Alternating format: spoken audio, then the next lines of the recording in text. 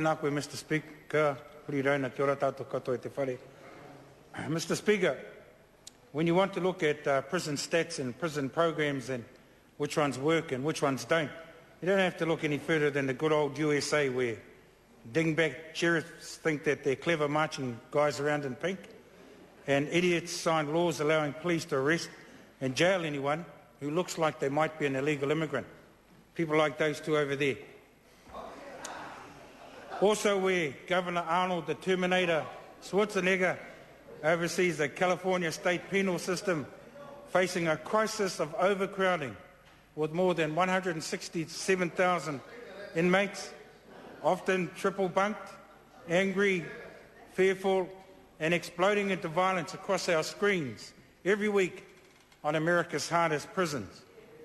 A penal system that for the state of California alone costs $8 billion, 11% of the state budget, and blowing out of control as we speak.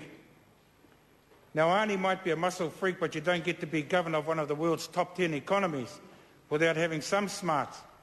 And it occurred to him that there had to be a better way to deal with prisoners than to lock them up and throw away the key philosophy that the three strikes morons of the overseas and domestic variety would use to deal with crime.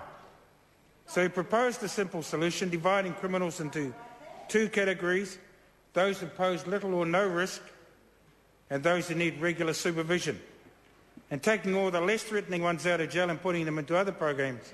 A simple solution, but a seismic shift reform that has long been sought by independent analysts and commissions into penal reform. Which brings us back here to Aotearoa, Mr. Speaker, where instead of trying to learn from the mistakes of the Californian penal system, we seem hell-bent on simply following them down the deep, dark hole that Arnie is struggling to get out of.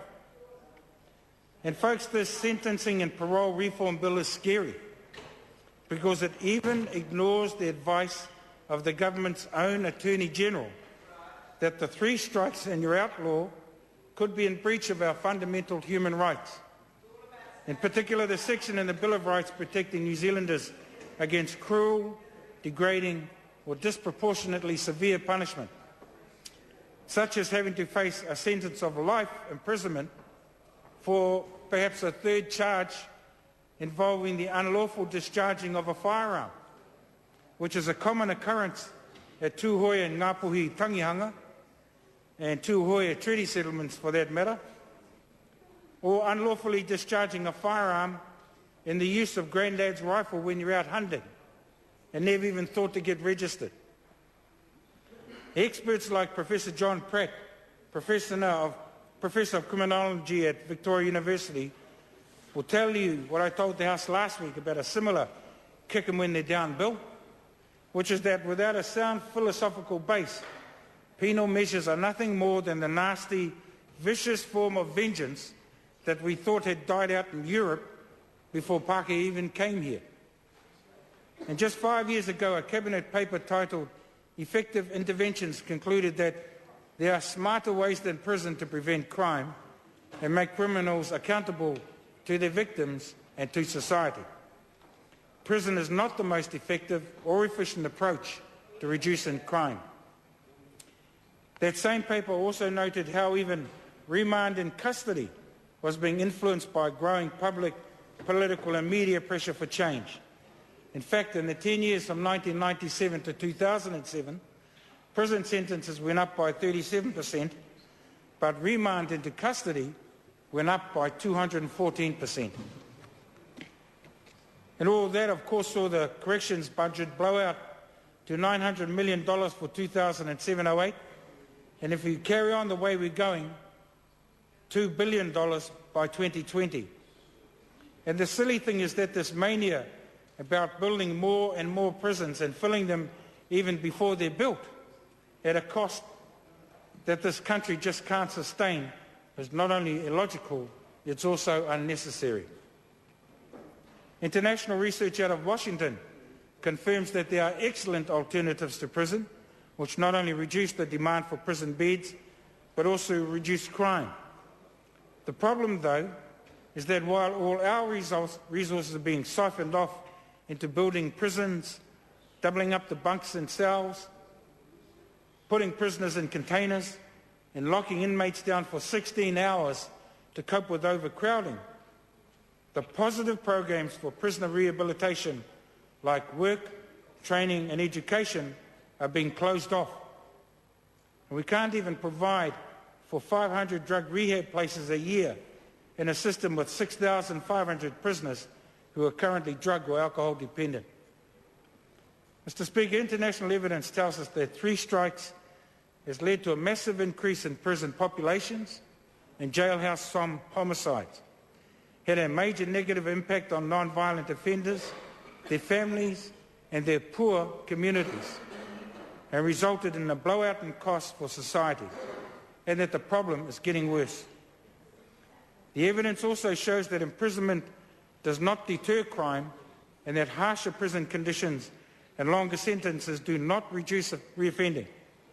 What it does show is that reductions in crime usually come about through better drug and alcohol programs, greater employment and education opportunities, and stronger families and stronger communities. Mr. Speaker, for the last few years we've seen a build 'em and we'll fill 'em philosophy in terms of our prisons, to the point where prisons targeted to be completed in 2011 are already filled in 2010 before they're finished being built. That philosophy is going to be exacerbated by the 3 strikes and you're out bill, because it means we're going to be locking them up in rugby clubs. We're going to be moving them around the country in buses at night time because there's no other beds for them to sleep in. We're going to be filling up the day rooms at police stations. We are going to run out of places where we're going to put people into jail, and we are simply not going to be able to sustain that. Because at the end of the day, you either lock them up for life, and we pay for it for life, we're paying through the nose for life, or they're going to get out. And when they get out, Mr. Speaker, they're going to be seriously upset people, and they're going to take it out on a whole lot of other people. There's no rehabilitation going on in this proposal. There's no intent to use the opportunity to change the nature of some of these people. And I hear this talk about how many chances do they need. They don't even need 1 chance, Mr. Speaker, but it's about giving them the right chance the first time. And the threat of heavier and heavier punishment doesn't change a person. All it does is piss him off, makes him angrier, so when he comes out, he's going to be worse than when he went in. We have to try to turn this around, Mr. Speaker, and the bash him and bash him again philosophy has been proven not to work overseas. We'd be foolish to go down that track. If the evidence was different, I'd say give it a try.